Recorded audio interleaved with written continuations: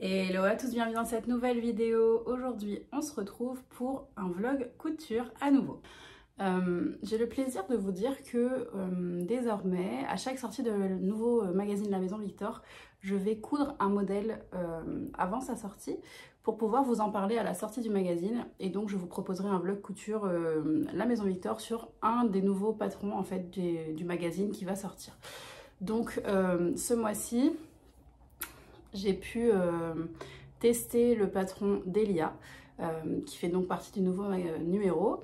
Et puis la semaine prochaine, normalement, sortira la revue du magazine en question. Donc voilà, j'espère que ce concept de vidéo un petit peu groupé sur le magazine vous plaira. En tout cas, moi, ça me fait super plaisir de pouvoir faire ça. Et donc, je remercie la Maison Victor de bien vouloir me suivre dans ce projet. Donc, j'ai reçu le patron PDF du magazine que j'ai imprimé et que j'ai cousu. Donc voilà. Vous l'apercevez ici, je vais vous montrer le tissu que j'ai choisi pour coudre ce modèle. Je vais vous insérer un petit dessin technique par ici. Donc c'est une blouse assez ample, assez loose, qui présente une patte de boutonnage sur l'avant. Et puis vous avez en fait, si vous voulez, un devant haut et un devant bas, et puis un dos haut, un dos bas. Les manches sont courtes et elles sont intégrées dans le vêtement.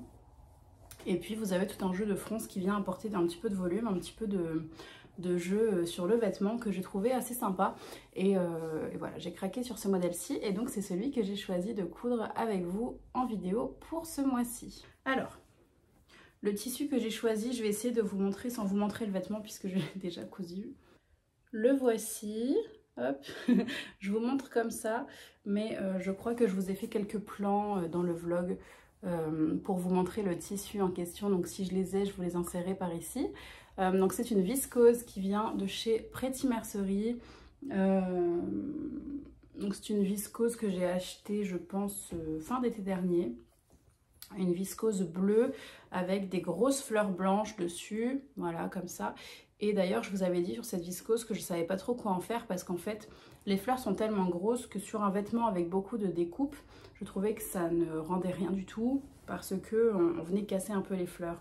Et en fait, quand j'ai vu ce patron-ci, je me suis dit que c'était vraiment le bon modèle puisque on a très peu de pièces finalement, donc le motif peut vraiment prendre vie sur ce patron-là puisqu'on a peu de découpes finalement.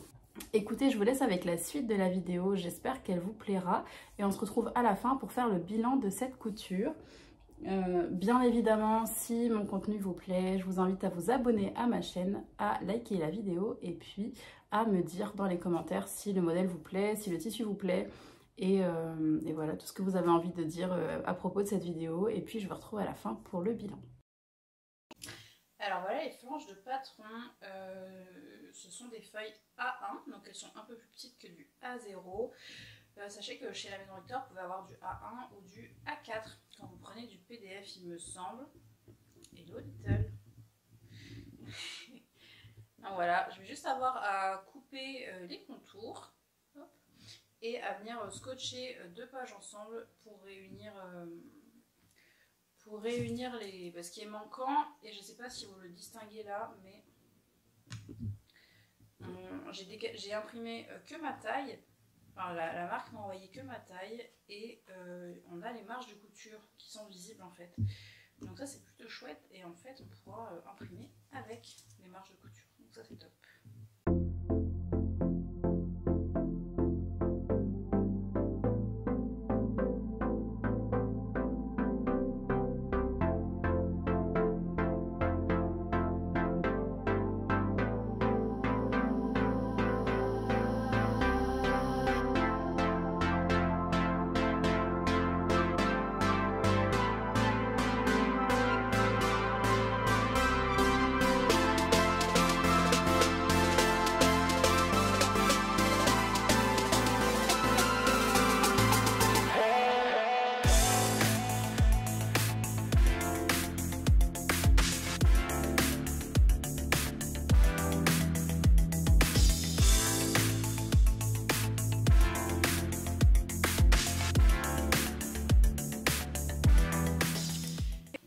Mon tissu est coupé et je voulais juste vous montrer ce qui me reste. En fait, il y a des morceaux assez importants, mais comment dire, de taille assez disparate, puisque le plan de coupe fait qu'on laisse des espèces de morceaux en diagonale. Enfin, le plan de coupe non, mais la forme des pièces.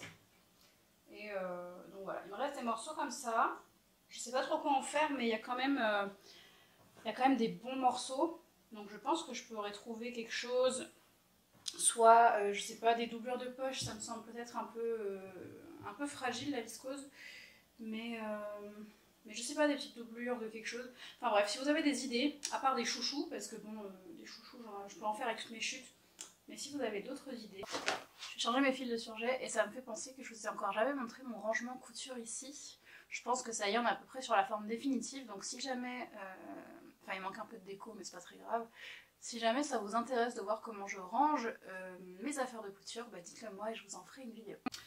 Voilà, donc je vous montre, j'ai reçu, en fait, je pense que c'est un extrait des pages du magazine, avec du coup les explications pour le modèle. Donc je me les mets sur mon petit écran ici, et puis j'ai mes machines juste là. Et ben on est parti. Première étape, on va récupérer donc nos parties hautes et on va venir assembler les coutures d'épaule et on va le faire 2 fois puisqu'on a coupé dans le tissu principal ou pas, c'est assez à vous de choisir. En tout cas moi j'ai coupé 2 fois dans le même tissu puisque j'avais ce qu'il fallait et que j'allais rien faire avec des chutes de 40 cm. Donc on va assembler 2 fois la pièce C et A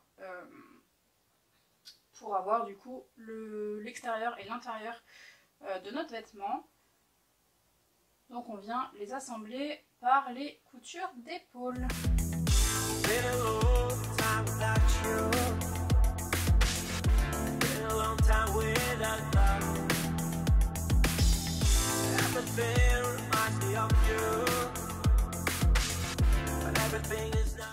Alors, j'ai avancé, donc je vous ai montré que j'allais coudre mes coutures d'épaule, je l'ai fait sur les 2 morceaux.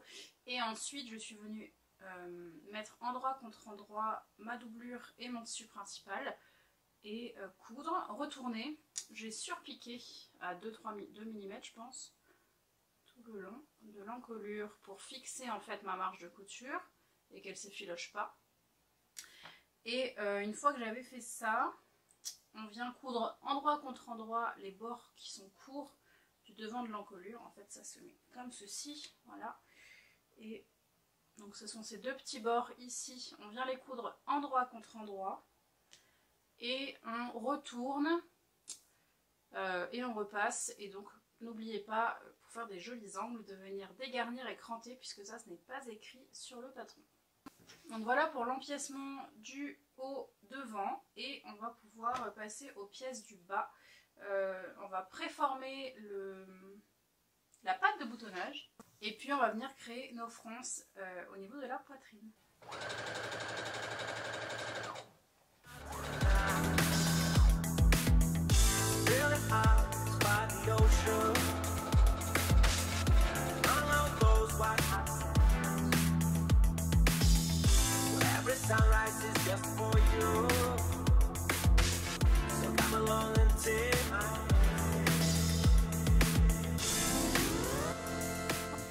Je vous reprends, j'ai donc fait mes fronces et alors ça je vous l'ai déjà dit, mais je fais mes fronces dans un fil contrastant, comme ça je peux facilement le retirer.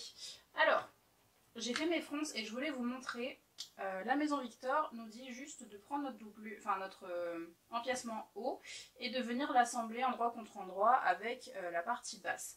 Mais du coup on aurait eu un surjet ici et une couture apparente. Et donc je me suis dit que je pourrais faire une technique du burrito. Et donc c'est ce que j'ai tenté et ça a fonctionné. Et vous voyez que là on est sur l'extérieur. Donc il y a mon fil de fronce qui me reste à retirer. Hop.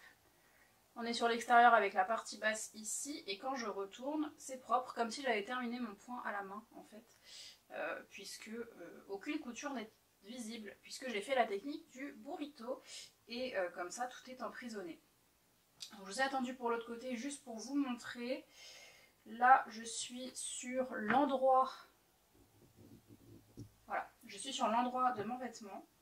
Je viens prendre mon empiècement du bas que je viens poser endroit contre endroit sur mon vêtement. Et ensuite je roule ma partie ici. Et je vais venir récupérer la partie basse ici, que je vais venir placer endroit, l'endroit de mon empiècement haut, dans ma doublure, contre l'envers de mon empiècement bas. Et ça va...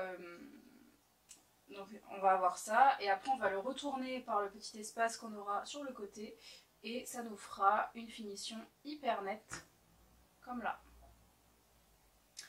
Donc bah écoutez, j'espère que c'est à peu près clair. Je pense que vous aurez des tutos sur internet, mais je voulais juste vous donner l'astuce. Quand parfois vous avez des instructions de montage et que vous pensez à quelque chose, juste essayez. Voyez si ça fonctionne. Pour essayer d'améliorer les finitions, ça peut être sympa. En l'occurrence là, de faire une couture invisible, j'ai envie de dire, sans devoir la faire à la main, c'est plutôt chouette. S'il y a des débutants sur ma chaîne en couture et qui ne savent pas ce que c'est le burrito, en fait... On appelle ça burrito parce que pour pouvoir le faire, pour pouvoir mettre mes 3 couches de tissu, en fait je suis obligée de tout mettre là, de tout enrouler, et donc ça nous fait un espèce de burrito, tout simplement. Allez, je vais coudre tout ça. Là je suis en train de faire ça sur le dos, et donc une fois que j'aurai fait ça, en fait j'aurai mon haut, il faudra que je vienne coudre sur les côtés. J'ai pas prévu de faire des coutures anglaises. Tout simplement parce que j'ai pas prévu des marges de couture suffisantes. Mais bon, c'est pas très grave. J'ai changé mes fils de surjeteuse, je les ai mis en noir, donc je vais m'en servir. Et ça se verra pas trop une fois que j'aurai fait l'ourlet, etc. Ça devrait aller. Et puis après, il restera les ourlets du bas et des manches à faire et les boutonnières. On est bien plus tard. Ça y est, j'ai terminé de coudre. Il va me falloir mettre les boutons. Et ce sera vraiment fait, enfin mettre les boutons et faire les boutonnières. Ce que je peux vous dire pour l'instant, c'est que je l'ai raccourci de 4 cm et demi, je pense que j'aurais pu faire un peu plus, et qu'elle me taille grand, mais c'est complètement le style du modèle. Après, pour l'instant j'ai un petit peu de mal avec mon tissu, pourtant je l'adore, mais je sais pas. Quand je le porte sur moi, ça me fait un autre effet, donc je vais voir... Une fois que j'aurai vraiment terminé de la coudre, je vais l'essayer en conditions réelles avec un jean et des chaussures. Et en général, c'est là que j'ai le déclic sur mes vêtements. En petite difficulté que j'ai rencontrée là au montage, c'est surtout les ourlets des manches, bizarrement. En fait, les manches ont une forme un petit peu particulière. Enfin, elles sont prises dans le haut, il n'y a pas vraiment de manches. Et elles ont une espèce d'ondulation, ce qui fait que l'ourlet est assez difficile à faire et à être régulier puisque le tissu a tendance à vriller. Voilà, écoutez, je vais placer mes boutons, j'allais regarder un petit peu sur moi ce que ça donne pour viser l'ouverture, mais en fait elle est tellement oversize que même si je vise mal, elle ne s'ouvrira pas. Donc je vais juste répartir équitablement mes boutons. Et je vous ai pas dit, je suis encore allée chercher dans mon stock de boutons que j'avais acheté sur Vinted, un lot, et j'ai pris des petits boutons comme ça, tout bêtes. Voilà, des petits boutons comme ça, tout bêtes, semi-transparents. Voilà. Je pense que sur un tissu aussi chargé, ça ne changera pas grand chose. En termes de taille, c'est ce qui était recommandé par le site, enfin par le magazine, à savoir 12 mm. Donc c'est ce que j'ai choisi. J'ai hésité à prendre des bleus marines, mais j'ai peur que ça jure, donc j'ai préféré aller sur une valeur sûre. Des petits boutons tout bêtes, transparents, blancs.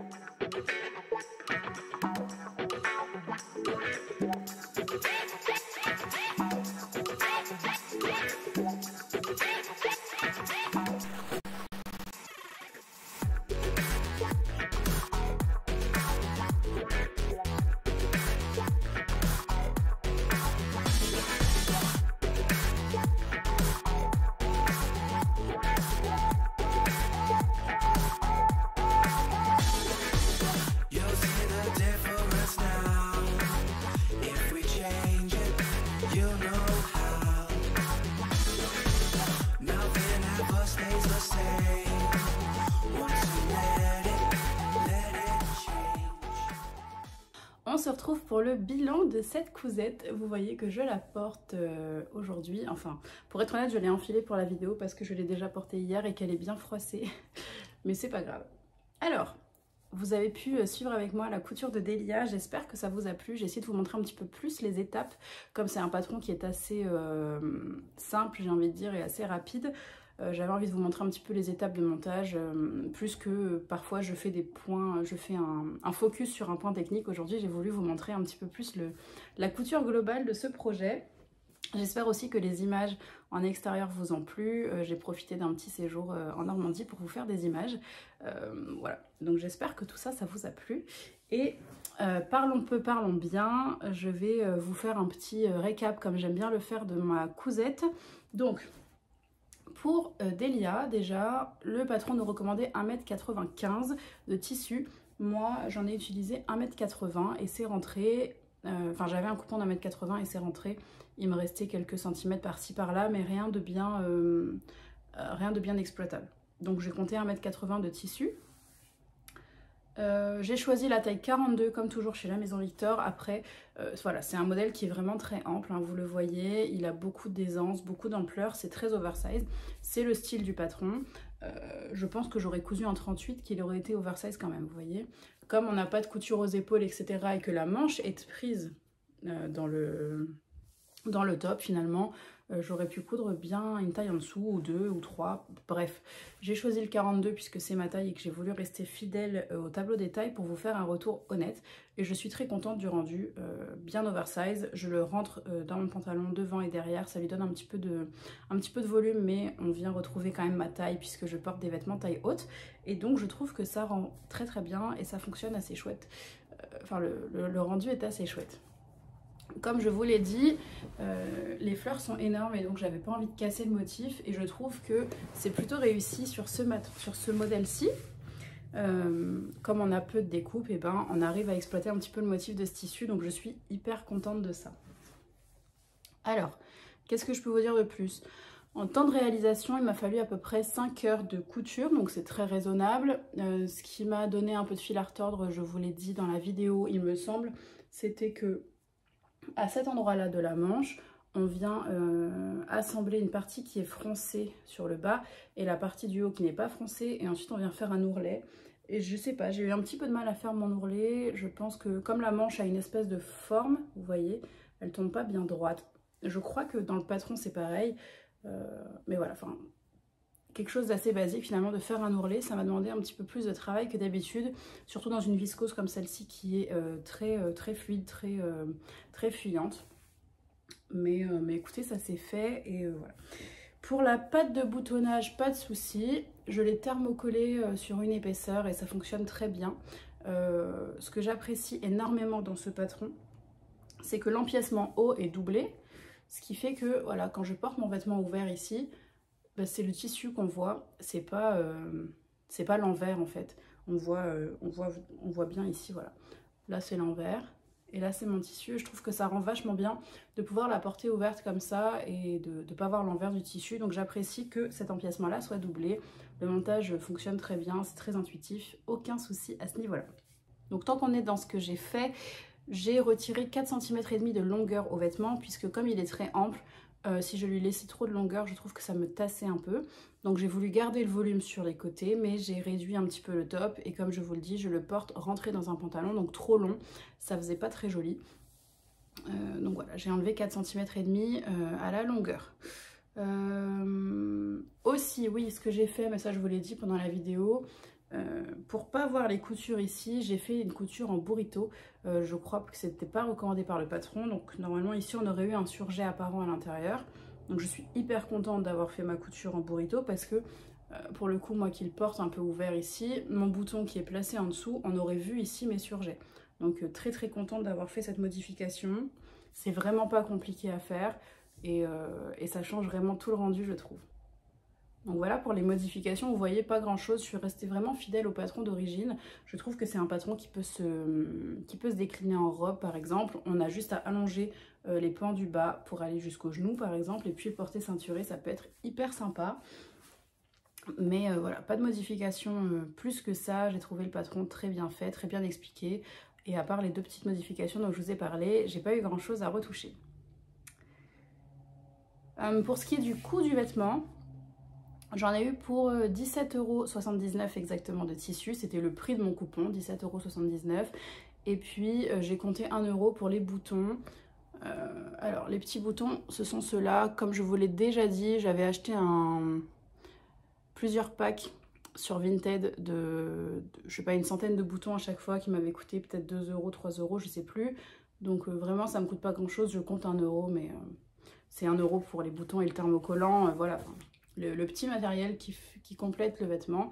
Donc ça me fait une petite blouse à 18,79 € à peu près, 19 € on va dire. Je trouve que c'est très raisonnable pour un vêtement de cette qualité-là. Écoutez, voilà, c'est tout pour moi aujourd'hui. J'espère que la vidéo vous a plu. On se retrouve normalement la semaine prochaine pour faire la revue du magazine qui sort donc, qui est sorti en fait à l'heure où vous regardez cette vidéo. Je crois que le magazine est sorti il y a 2 ou 3 jours. Et donc on se retrouve la semaine prochaine pour discuter du contenu du magazine. Jusque là, portez-vous bien et moi je vous retrouve la semaine prochaine en vidéo. Ciao, ciao.